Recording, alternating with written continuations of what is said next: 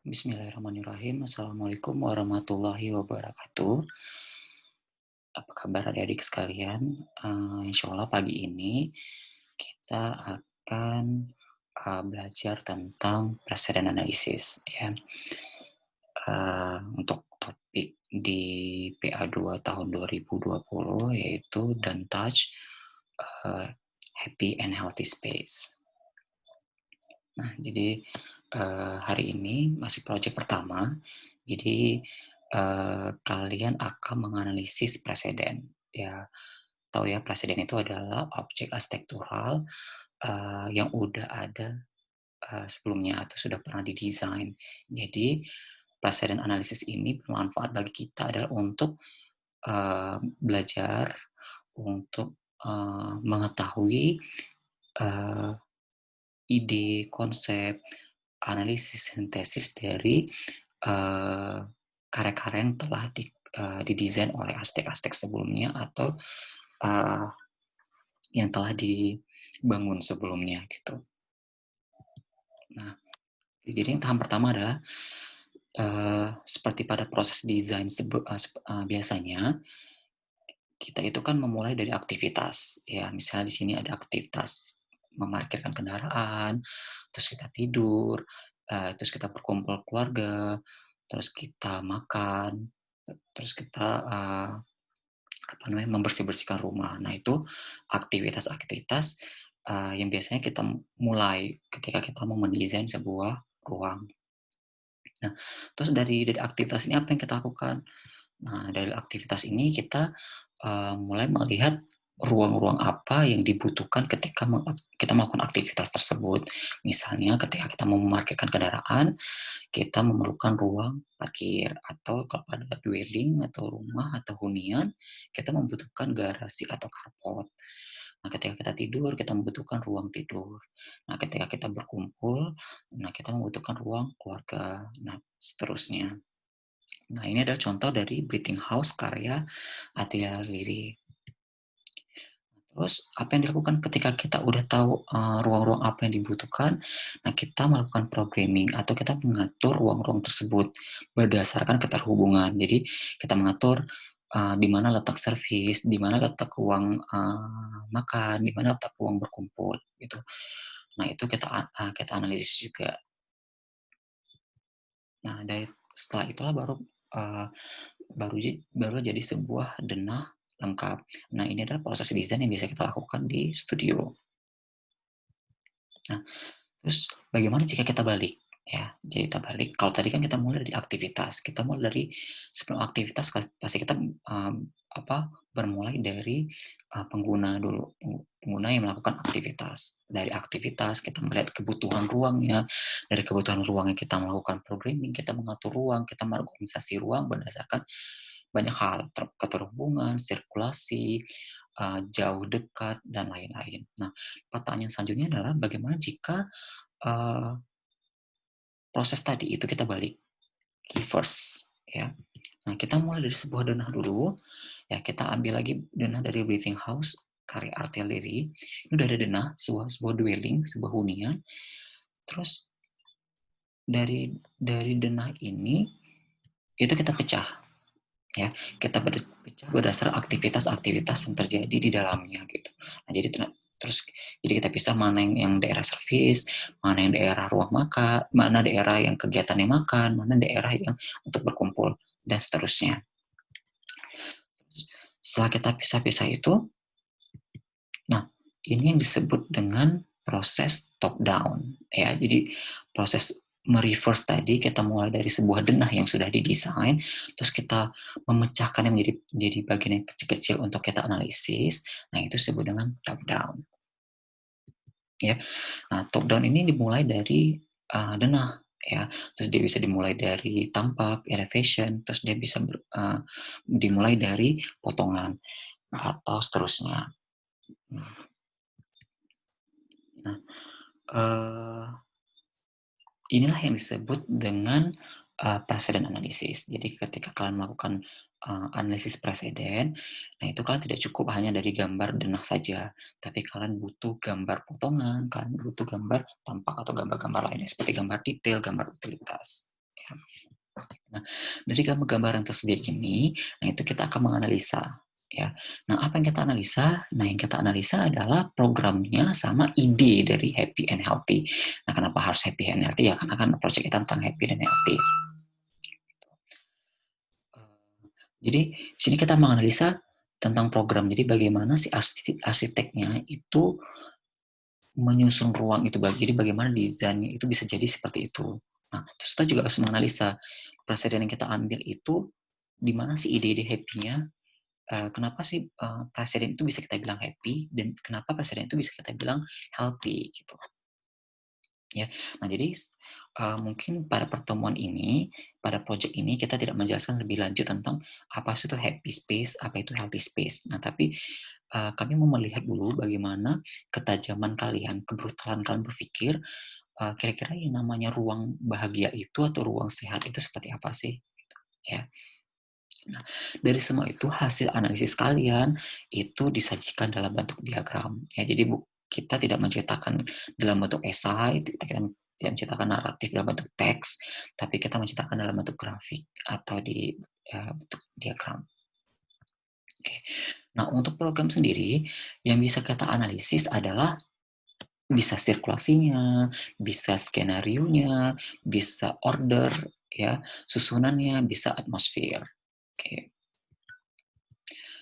Nah, untuk sirkulasi, apa sih yang bisa kita lihat dari presiden? Yang bisa kita lihat dari presiden adalah sequence aktivitas. Nah, jadi ketika kalian melihat sebuah denah misalnya, nah, itu kalian coba bisa menganalisis, kalau ruangnya seperti ini, kira-kira sirkulasinya seperti apa sih? Kira-kira aktivitas yang berurutan seperti apa sih? Gitu, ya. Jadi ketika kalian melihat denah yang garasi itu bersebelahan dengan ruang tidur, itu berbeda sirkulasinya dengan, garasi yang langsung bersebelahan dengan dapur, itu pasti berbeda. Nah, itu kalian analisis, kenapa seperti itu. Nah, terus kalian lihat sequence activities-nya itu seperti apa, oh ternyata ketika parkir, eee, orang ini langsung masuk ke dalam kamar tidur, gitu. Nah, berarti itu hasil analisis dari denah yang di mana garasinya berdekatan dengan, ruang tidur. Nah, tapi kalau misalnya ada sebuah denah di mana garasi itu dapur dulu, habis dapur dulu, berdekatan sama dapur, terus sirkulasinya itu baru ke ruang makan. Nah, kita bisa menganalisis bahwa ketika kita memarkirkan kendaraan, kita tuh harus masuk ke dapur dulu untuk taruh barang-barang gitu. Nah, itu kemudahan, untuk manuver barang misalnya. Nah, bisa pulang belanja gitu. Nah, ketika kita dari dapur, setelah kita sudah beres-beres, baru kita masuk ke ruang makan. Nah, itu kan ide sirkulasi itu kan berbeda antara setiap denah. Nah, itu yang kalian analisis nantinya. Terus dari skenario. Nah, skenario ini seperti, eee, kira-kira aktivitas-aktivitas apa yang terjadi pada dana tersebut. Nah, itu kalian bisa melihat dari durasinya, gitu. Kalau kalian mulai dari skenario, kira-kira tadi aktivitas-aktivitas itu terjadi kan sudah ada sequence-nya, udah ada urutannya. Nah, sekarang gilirannya kalian menganalisis, kalian memperkirakan kira-kira berapa lama sih dia beraktivitas dalam situ, gitu. Nah, gimana sih cara menganalisisnya? Nah, cara menganalisisnya kalian bisa melihat dari besaran ruangnya, dari kompleksitas dari furnitur yang ada pada ruang tersebut. Nah, itu kalian bisa melihat skenario yang terjadi, gitu. Nah, mungkin kalau kalian ada ruang penyimpanan yang sangat sempit, yang cuma 1 kali 1, nah itu kalian bisa menganalisis bahwa durasi, skenario yang terjadi ketika beraktivitas pada ruang tersebut itu mungkin bisa sebentar, ketimbang dapur yang cukup luas atau dapur bahkan ada 2 jenis, ada dapur kotor atau dapur bersih, ya. Mungkin ini saya mencontohkan hunian, makanya kenapa tadi saya sebutkan garasi, saya sebutkan dapur, ruang makan. Nah, presiden ini nanti tidak harus hunian yang kalian lihat untuk ide dari Happy sama, eee, healthy space, ya nanti di belakang, kita jelaskan. Terus apalagi yang bisa kita lihat dari, presiden analisis, kalian bisa melihat ordernya, bagaimana si arsitek itu menyusun ruang-ruang, pada desain itu, gitu, ya. Jadi kalian bisa melihat hierarkinya, eee, di mana yang linear, di mana dia menempatkan. Terus, eee, kalian bisa melihat zoning-zoning di sini, gitu ya. Kalian bisa melihat, oh ternyata di sebelah kiri ini lebih banyak aktivitas private misalnya, oh di sini aktivitas-aktivitas yang tidak boleh dimasuki orang lain, atau ini aktivitas-aktivitas yang bersih, yang ketika masuk sini kita harus bersih-bersih dulu, kita nggak boleh, sembarangan, misalnya kamar tidur, kenapa kita meletakkan toiletnya atau ruang mandinya itu, kamar mandi itu dekat sama pintu misalnya. Oh ternyata kita ketika masuk kamar, kita bersih-bersih dulu sebelum kita ke area tempat tidur gitu. Nah itu yang kalian lihat ordernya. Jadi bagaimana arsitek itu menyusun ruang-ruangnya pada hunian. Karena saya memberi contoh presiden itu dalam bentuk hunian. Nah terus atmosfer. Nah atmosfer itu adalah ya kalian tahu ya. Nggak usah jelaskan lebih lanjut lagi. Nah, space quality-nya gitu ya. Nah, ini bisa nggak dilihat dari denah? Bisa, cuma tidak maksimal gitu. Tapi atmosfer ini bisa kalian lihat dari tampak, dari potongan, dari detail-detail gitu. Nah, kalau kalian bisa ngelihat ada ruang mungkin ukurannya sama gitu. Tapi ketika kita potong, kita lihat dari potongan, oh ternyata ruangan ini itu bukaannya banyak gitu. Oh ternyata yang ini bukaannya cuma di kaki, yang ini bukaannya itu di atas manusia. Nah itu punya atmosfer yang berbeda-beda. Itu memiliki kualitas ruang yang berbeda-beda gitu. Oh ini ruang ini banyak bukaan. Berarti dia diharapkan dia merasa nyaman dengan airflow atau pergerakan udara yang baik di dalamnya gitu. Oh di sini ruangan ini kita nggak butuh banyak bukaan misalnya. Atau oh ternyata itu ruang yang butuh safety yang tinggi gitu misal ya. Semua itu akan sajikan dalam bentuk diagram. Nah, jadi selanjutnya akan kita beri contoh, kira-kira gimana sih diagram-diagram sederhana yang bisa kalian kerjakan gitu. Nah, ini adalah salah satu contoh. Nah, dengan membuat diagram teks-teks gitu. Jadi kalian bisa menerjemahkan hasil analisis kalian dalam bentuk teks-teks gitu. Jadi misalnya gini pada contoh ini, oh ternyata pada ruang yang melingkar ini itu situ ada ruang education research, situ ada ruang studio research gitu. Nah, kalian juga bisa buat tulisan-tulisan ini. Semakin banyak tulisan ini, semakin detail, semakin baik. Jadi berarti kalian semakin tajam, semakin detail ketika kalian melakukan analisis. Ya. Nah, ini karyanya Rem Koolhaas pada library di Seattle, US.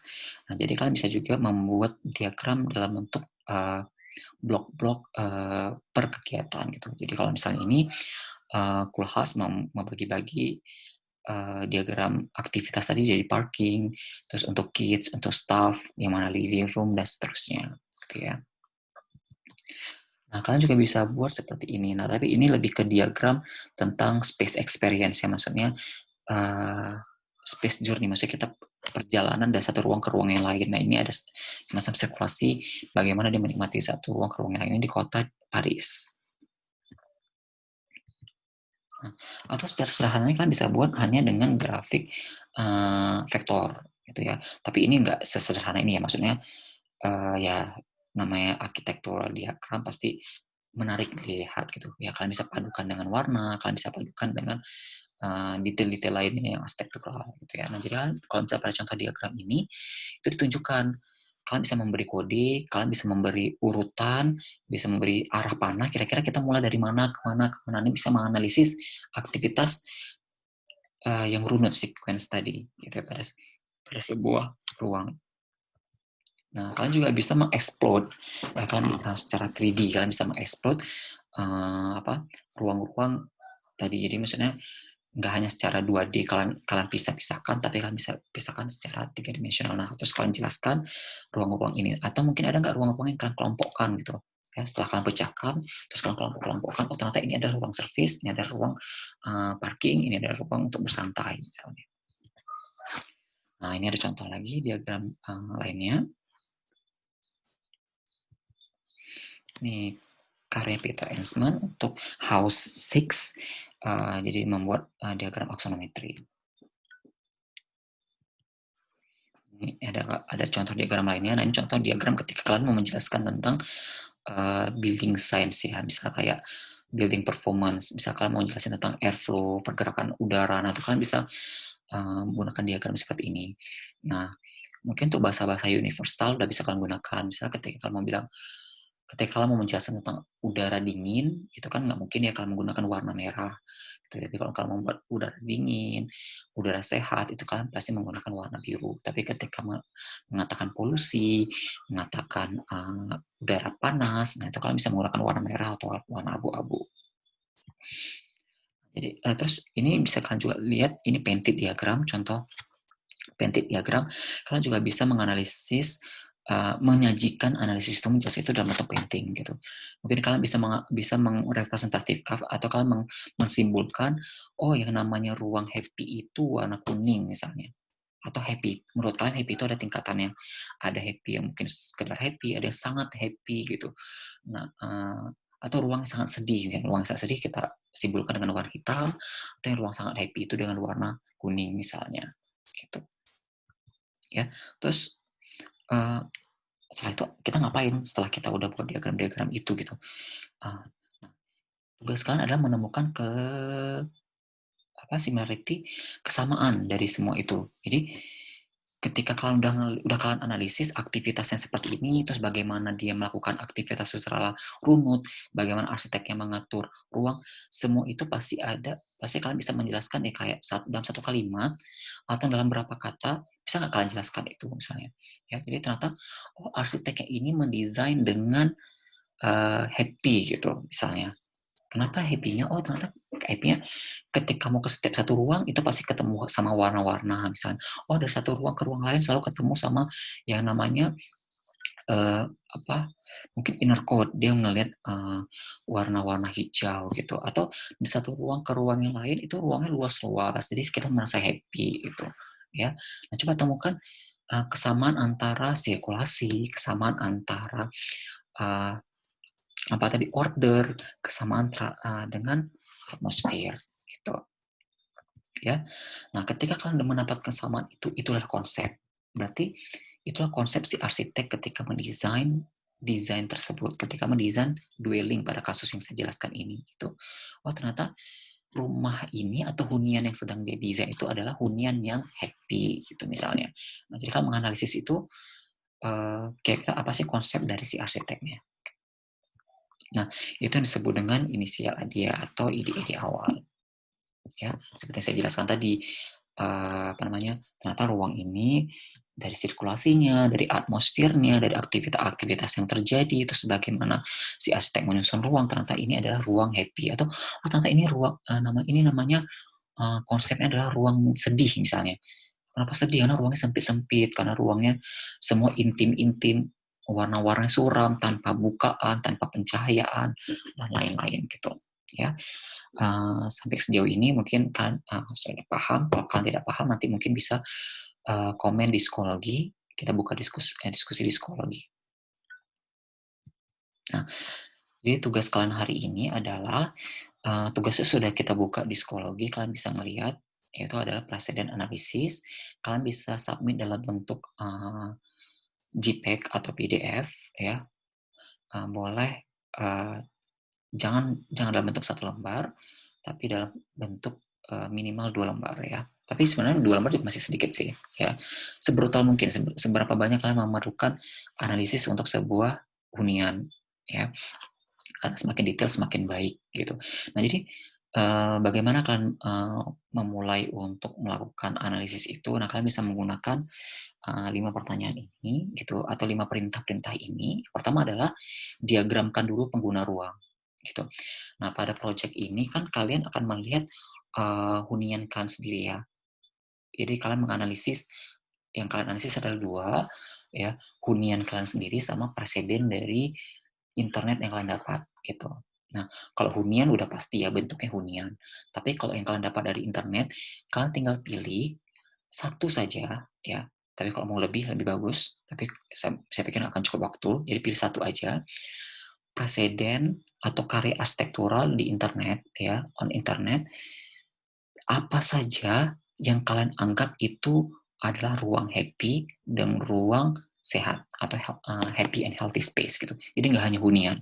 Kalian bisa ngelihat, oh saya mau ngambil presiden TK misalnya. Ya, kenapa TK? Karena TK itu lantainya itu nggak flat gitu, tapi lantainya itu ada naik turun, ada memanjat. Nah, itu bikin happy menurut saya gitu, ya. Atau kalian analisis, kenapa happy-nya? Dari warna kah, dari bentuk-bentuk ruang, atmosfer ruangnya dan lain-lain. Nah, pilih satu preseden yang mencakup happy dan healthy gitu. Oh, tadi TK tadi itu menurut saya itu healthy, itu sehat itu secara psikis, secara fisik itu sehat gitu. Nah, sehatnya di mana? Nah, tolong jelaskan dalam bentuk diagram.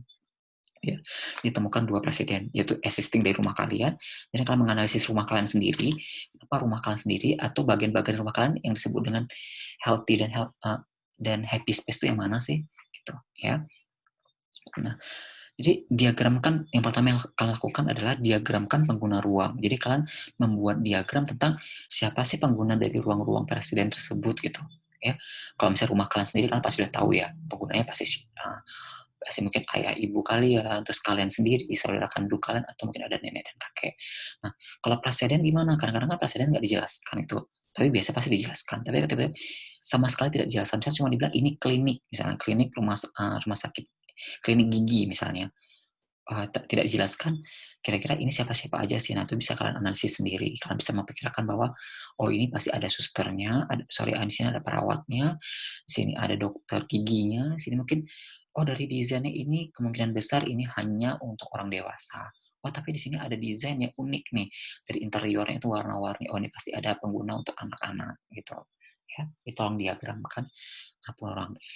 Terus kalian diagramkan lagi urutan aktivitas yang terjadi. Jadi kalian urutkan dari awal, masuk ke desain, sampai keluar lagi itu seperti apa urutannya, itu kalian buat diagramnya. Terus berapa lama aktivitas itu berlangsung. Terus temukan hierarki ruang dan aktivitas. Jadi kalian temukan bagaimana ruang itu disusun, bagaimana zoning-zoning yang terjadi pada ruang tersebut, pada desain tersebut. Terus diagramkan kualitas ruang. Nah, untuk kualitas ruang ini kalian butuh juga gambar-gambar lain seperti potongan dan tampak, serta detail. Jadi kalian melihat bagaimana kualitas ruang yang terjadi, apakah kualitas ruangnya happy, kualitas ruang hectic. Dari situ bagaimana kalian menjelaskan hati itu dalam bentuk ruang ini. Atmosfer antara kalian dengan si pelingkupnya. Seperti itu ya. Nah, mungkin kita nggak akan menjelaskan lebih lanjut gimana sih diagram pengguna, gimana sih diagram itu. Nah, kalian banyak ya sekarang banyak kali sumber, kalian boleh lihat sumber, kalian bisa melihat ini apa namanya contoh-contoh di Pinterest itu banyak banget. Oke, jadi kita akan beri contoh dulu, nanti kita beri contoh nanti di project kedua gitu ya.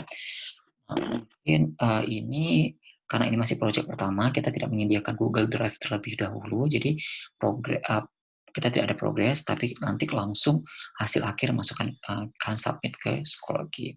Oke, sampai di sini presentasi saya tunggu pertanyaan dan diskusinya di psikologi. Terima kasih. Assalamualaikum warahmatullahi wabarakatuh.